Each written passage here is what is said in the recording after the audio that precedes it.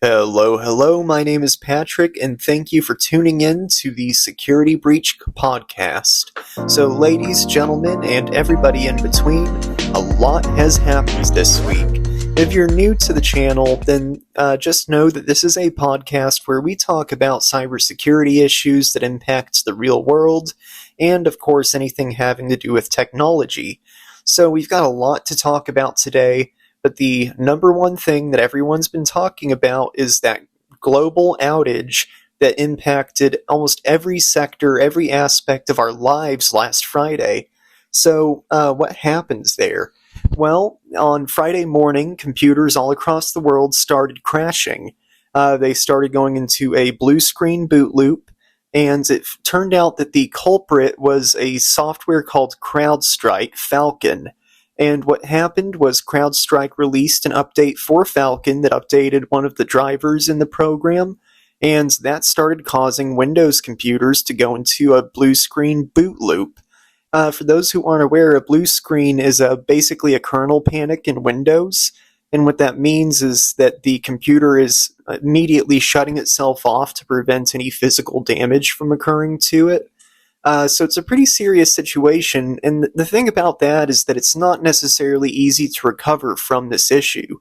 So what the way to fix this is to actually reboot the computer into safe mode, and then manually delete the .sys file, the file relating to the driver that CrowdStrike updated. But you go in there and you delete this file, and then you're able to boot up again. Well, here's the problem. A lot of companies these days are relying on remote support. A lot of the people who are supporting the technologies of these companies work remotely, and so they don't have physical access to these computers. So why is that a problem? Well, you can't really do anything remotely in safe mode on Windows. Safe mode in Windows just is a way for the computer to boot up using only the necessary pieces of software in Windows that will get you to a desktop so that you can then repair whatever's going wrong. So we have millions and millions of computers across the world that are stuck in this blue screen boot loop, and guess what? The only way to fix them is to have a technician physically touch each and every single one. So this is not something that's going to get better overnight. This is something where we're going to be feeling the impact of it for months to come, and it really brought our society to a screeching halt on Friday. So CrowdStrike Falcon is a very popular tool among businesses, and for good reason. It's good software, or at least it was before it started doing this. But my point is that it's a very popular piece of software with businesses because it does a good job at preventing malware and virus infections. However, Friday morning, something went wrong. All these computers started boot looping with a blue screen of death, and this caused a plethora of problems. So we had everything from flights being delayed or canceled to 911 services not working, and all the way down to just, almost every business that uses this product was not able to function until this got fixed. And again, the solution to fix this is not straightforward. Like I said, it's going to rely on a technician physically touching each and every machine, which for a lot of businesses, that's not really feasible. And so at this point, where are we at now? Well, most of the critical things are up and working again. I was going to say I feel bad for them, but the businesses who have outsourced their IT departments to companies overseas, they're having a really bad time because obviously their IT support is half a world away from them. And at this point, every computer requires someone to physically touch it and do something that is more complicated than what the average Joe Jane six-pack is going to be able to do. And so those companies who made the poor decision to outsource their IT support across the world, well, they're pretty screwed right now. I saw a really hilarious anecdote on Reddit where this guy had been laid off along with the rest of the IT department, and they outsourced their IT to a company overseas. Well, he got a text from one of his buddies who still works at the company in their finance department, and it was a picture of one of the HR people carrying a monitor towards the server room. And so just chaos ensued, right? It ended up with this poor HR person crying and going home early.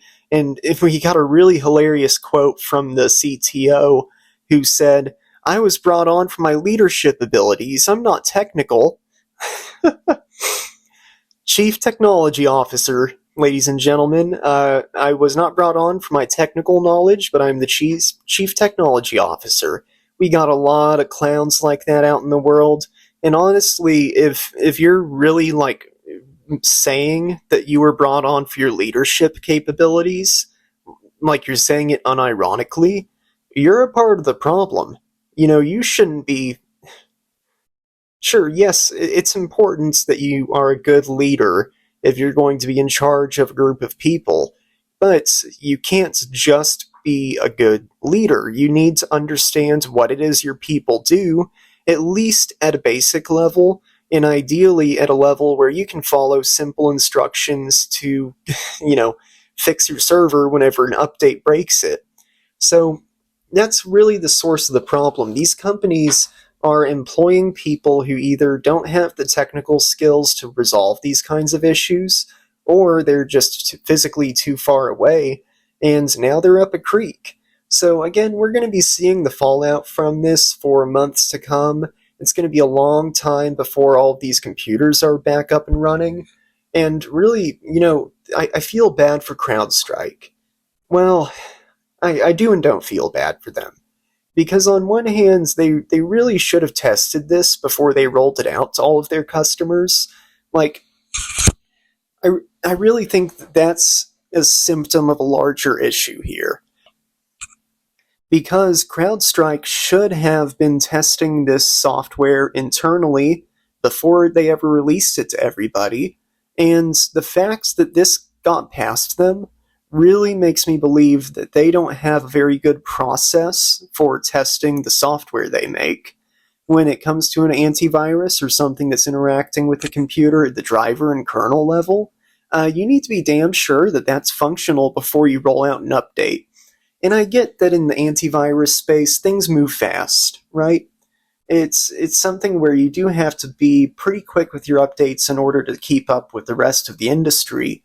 But this really highlights the fact that CrowdStrike did not have a proper process in place for vetting the updates that they push out, and now we're all paying the price for it. And, I don't know if CrowdStrike is going to survive this. I really don't. I don't know if they should. And all of this is just allegedly, in my opinion. But I think that as a company who's, an antivirus company's, a cybersecurity company's purpose is to make sure that the clients that they have are able to continue operating normally. That's the point of antivirus. It's to prevent things from happening that would hinder business. And when you do exactly the opposite of that at a global scale, I don't know if you really deserve to be in that business. And look, I know that every company screws up pretty bad eventually if they survive long enough. And I'm not saying they have to be perfect, but just the sheer scale of this issue really leads me to believe that there needs to be some serious repercussions for the company that caused it. And at the end of the day, the leadership at CrowdStrike, they're not going anywhere, right?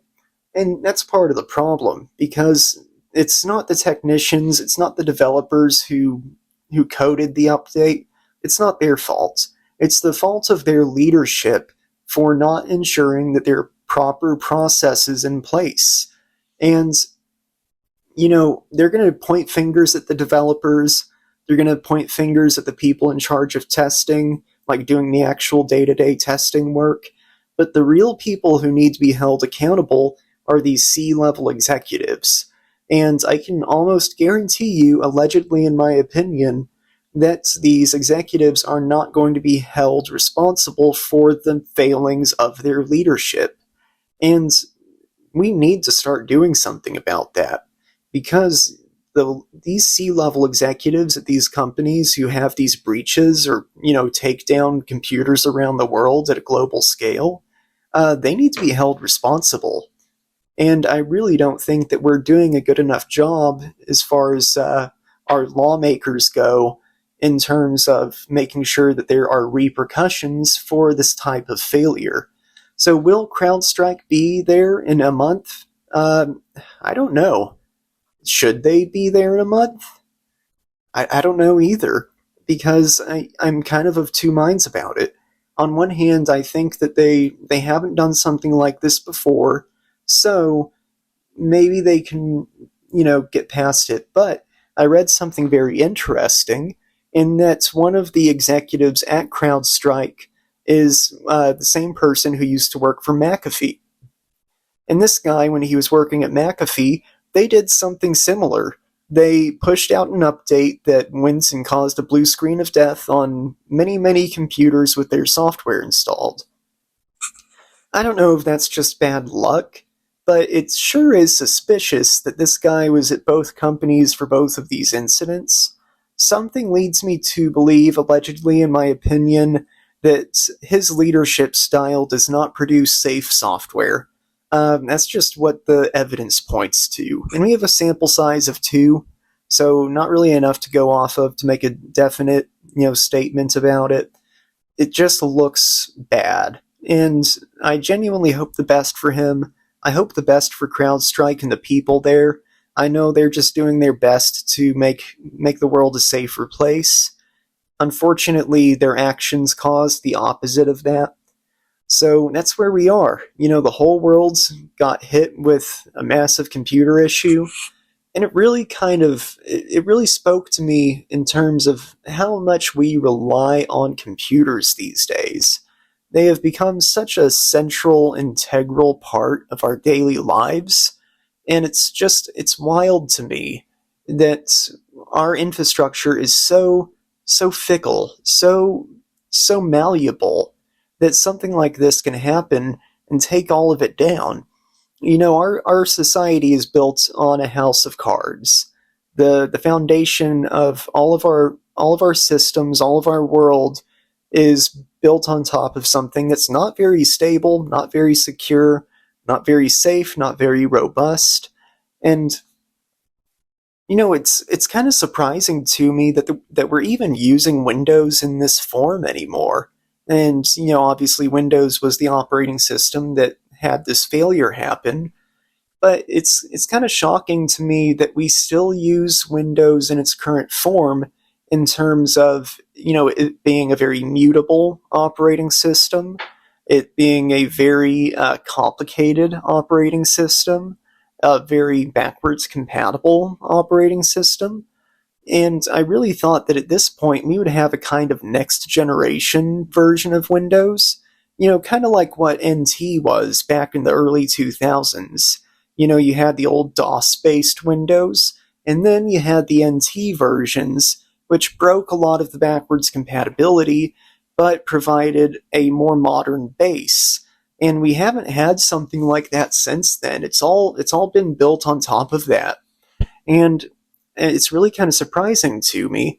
I think part of that boils down to the fact that Microsoft doesn't consider Windows to be their moneymaker anymore. The thing that makes Microsoft money is Azure. And so that's where they're putting all of their effort. Windows is just something that it seems like Windows is just something that they feel obligated to keep producing. And the way they treat Windows, it really feels like they don't even want it anymore. Like, they see it as more of a burden than something that makes them money. And I'm not saying that it is or isn't. Really, I would say the opposite. I think that a lot of the foothold Microsoft has in the tech world is because of the world's reliance on Windows. But Microsoft doesn't seem to really care about it anymore. They're more interested in using it as a vehicle to deliver software as a service, reoccurring monthly subscriptions, and pushing ads everywhere in your face that they can put them. So let's talk about that. So what's wrong with Windows? Oh, so much. So let's start from the surface. Catch my pun? I'm here all week. But anyway, so at the surface level, Microsoft Windows looks pretty with Windows 11, and it's functional. The workflow is the same as it ever was. They didn't mess that up. Uh, but as soon as you start going a little bit deeper than the surface level stuff, it starts to get really ugly. And I'm talking in terms of aesthetics and in terms of user experience. So, as soon as you drill down a couple layers deep into the menus of Windows, you start seeing some really old interfaces. And it's pretty funny because they've even updated the icons on some of these. And they updated the icons, but they couldn't be bothered to actually update these underpinning applications at all. And you've got everything from Windows Vista era stuff, Windows 8 era stuff, you've got Windows XP era stuff, and there's even Windows 95 era stuff in there. And it just feels like Microsoft doesn't know how to update 90% of Windows. It really feels like there's a huge chunk of Windows that's been around since the NT days that they just don't know how to fix. And I don't know if they're not fixing it because of their need for backwards compatibility, or if they legitimately just don't know how to work with those aspects of the operating system anymore. But that kind of ties back to what I said. I'm just surprised that they're still using Windows in this form at this point. So beyond the aesthetics and the user experience, also mechanically, Windows has turned into such a bloated mess. So if I'm administrating a Windows box, it's so needlessly complicated compared to pretty much any other operating system. Linux is much simpler in its design and management system. You've got Ansible, you've got Terraform, you've got the terminal, you can programmatically do everything. It's really manageable. And then even with stuff like mobile devices, those are so much more manageable and easier to administrate than a Windows machine. And there's several reasons for that I can think of. So part of it is that Windows has to be very backwards compatible, like I keep saying, but also part of it is that they want Windows to be very flexible. They want it to be able to adapt and morph to, whatever system they find it in. And that's a very tall ask. So mechanically, administratively, Windows is a train wreck. And also let's talk about security. So that's a big aspect of an operating system, and let me tell you, Windows is not all that secure. There's a reason that you don't expose a Windows server to the public internet. If you're exposing a Windows server to the public internet, you are just asking to get hacked. It's a joke, and nobody does that. Nobody puts their Windows servers on the public internet, and that's for a very good reason. The thing that people do put on the public internet? Linux. You know why? Because the attack surface is much smaller. Now, if you're using a Linux server and you're exposing SSH to the public internet, you're kind of asking for it there. Don't expose management interfaces to the public internet at all. That's just a bad idea. There are bugs in these things.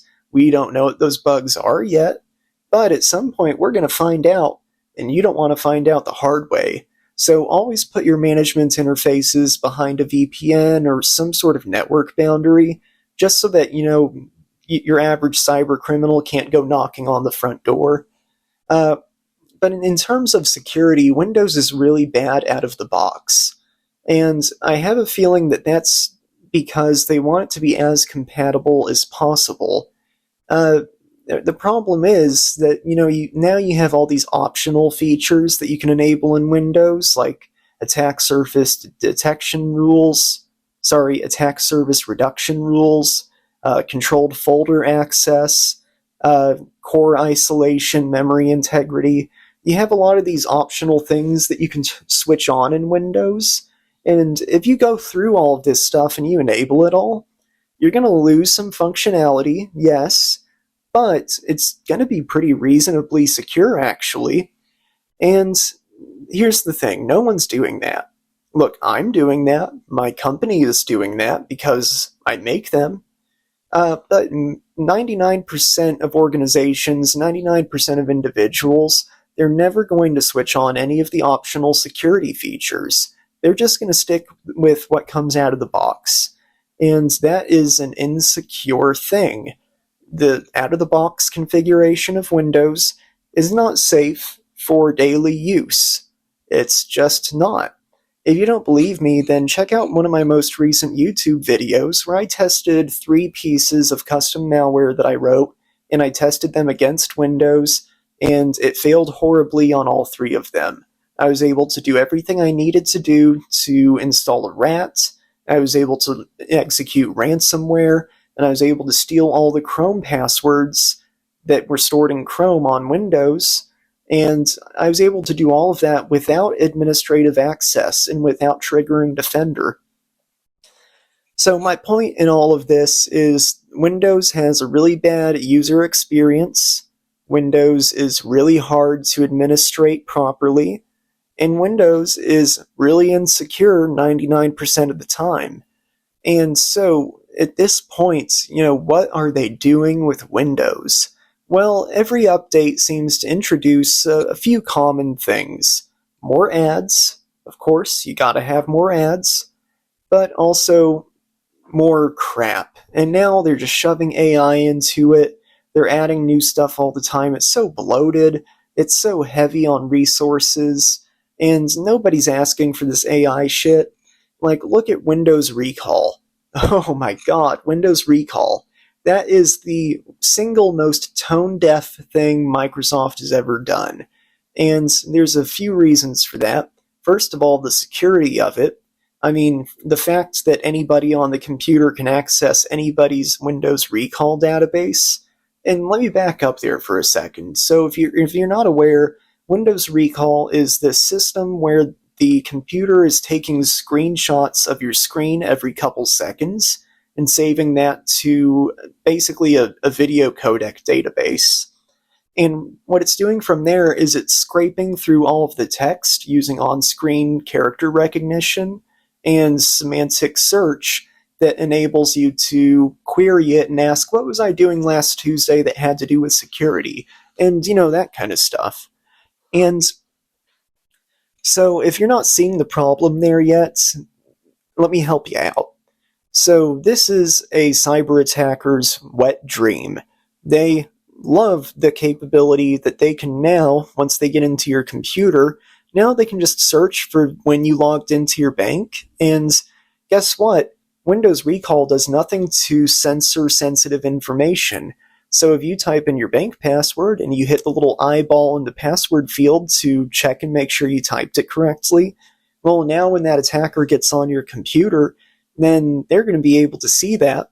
I mean, it just makes their job so much easier. Now, it's pretty bad because anybody on the computer could have accessed anybody's Windows Recall database, which is a big security concern. And obviously Microsoft didn't think of this, which is astounding to me, because you would think that at this point, after, the last, what has it been, almost 50 years of Microsoft's existence, you would think that they would have a better grasp on secure design at this point, but I just have a hard time believing that anybody that had to do with security was involved in the making of this product. And, they didn't test it either. They didn't put it through their beta testing channel. Great. But, at this point, what they're doing, so it's not all bad, right? They've made some corrections, and there are a few aspects of it that are not so horrible. For example, it doesn't send any of this stuff that it collects over the internet. It all happens locally on your computer, and it never leaves your computer. That's good. That's how that should be designed, and I will give them props for that. And another thing that they've done to kind of course correct here is they've gone in and they've said, okay, we're not releasing it right away. We're going to put it through the testing channels. We're going to put a password in front of it so that not anybody can get access to the database. They at least have to have your biometrics or your password, and that's all good. But did nobody at Microsoft suggest doing these things before they pulled the trigger on it? It's so tone deaf. And when people think of Windows, they think of privacy invasions. That's just the way people see it now. People look at Windows and they go, oh yeah, that thing that violates my privacy and doesn't get consent when it wants to do something new. Yeah, that's great. For example, my wife's laptop updated itself to Windows 11 the other day, and what happened is she got a full screen pop-up, and it said, hey, you can either update right now, or we're going to update for you to Windows 11 tonight, and those are your options. And maybe there was something to bypass that in tiny little text in the corner somewhere, but the way it was explained to me is that there was no option to deny the update. So Microsoft is known for their privacy invasions and that they ignore consent. And they thought it was a good idea to screenshot everything that you do on your computer and feed it into a fucking AI. Oh my god. Like, read the room. And it just goes to show how out of touch the leadership at Microsoft is. Like, Satya Nadella, he needs to go. He's great for making money. He's brilliant. He's a brilliant businessman. I just don't think that he has the right set of ethics to be running a company that has an impact on the personal lives of pretty much every human on Earth. And, Microsoft has never been the good guy. Back when they first got started, they ripped off digital research and created MS-DOS, basically cloning PC-DOS. And Gary Kildall, that man should have been Bill Gates. But Bill Gates ripped him off, and so Gary Kildall did not get the recognition he deserved in his lifetime. So my point in all of this is that Windows Recall is an absolute train wreck. It's a good thing that they're recalling it until they can fix the security issues with it, but it's just amazing to me that anybody at Microsoft thought this was a good idea. It's just not.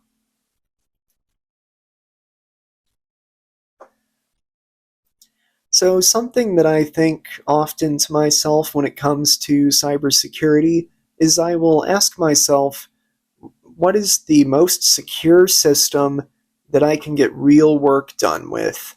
And obviously the most secure system is going to be something like Cube's OS, but I can't really realistically use that to get work done. It's just too much overhead, too clunky, too janky, which it's that way out of necessity. It's that way out of necessity.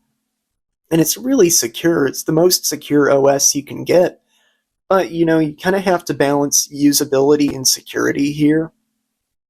Really what I've settled on as far as my preferred operating system for doing work, it's going to be iPad OS. iPad OS is reasonably secure. It does proper sandboxing, things can't get root access, the apps can't talk to each other, and so everything is kind of contained, which is really good for security, and it's also loose enough that you can still get work done with it, compared to something like a desktop OS. I recently released a set of 3 videos on YouTube where I tested the security of macOS, Windows, and Linux against some custom scripts that I wrote that kind of emulate what different strains of malware do, and none of them got a full passing score, but I was considering doing something similar with my iPad, so I sat down and I started working on it, and I came to the realization that it's just not possible to do the same attacks on an iPad. And so that's part of what leads me to the conclusion of, if you want something that's reasonably secure but that you can still get work done with, an iPad's a really good option. I use an iPad to do 90% of what I do. I'm editing this on this iPad right now. I manage my YouTube channel, editing, shooting, replying to comments, thumbnails. I do all of that on an iPad. And then during my day job, I do a lot on my iPad there too. It's really my primary tool for getting work done. And so I think that in 10 years, we're going to see mobile operating systems become the standard. Obviously, Windows is not going to be around forever. Something is going to replace it one day. And I really truly think that that something is going to be a mobile operating system, just because the merit of it being more secure by default, but still easy enough to work with. Heck, easier to work with than most desktop OSs. So that's really where I'm at with that. My best guess is that we're all going to be using iPads in 10 years. And if you asked me 10 years ago what I thought, I probably would have said the same thing. So maybe it won't be this way in 10 years, but I think it will eventually. Anyway, that was all that I had for you this week, guys. Really appreciate you all tuning in. I hope you enjoyed this episode. I hope it was insightful. We're going to post a new episode every Friday. Well, let me say this. We're going to post a new episode every weekend. Might be Friday, might be Saturday, might be Sunday, but we'll be coming to you every week to talk about the biggest security failings and the most pertinent news and some hot takes. So, if you enjoy this type of content, follow me on Apple Podcasts or subscribe to me on YouTube. And if you have any questions, shoot me an email. That's pat@cybersecpat.com. Again, pat@cybersecpat.com. And I hope you enjoyed this episode of Security Breach. I hope you have a lovely day, and I'll catch you lovely people in the next one.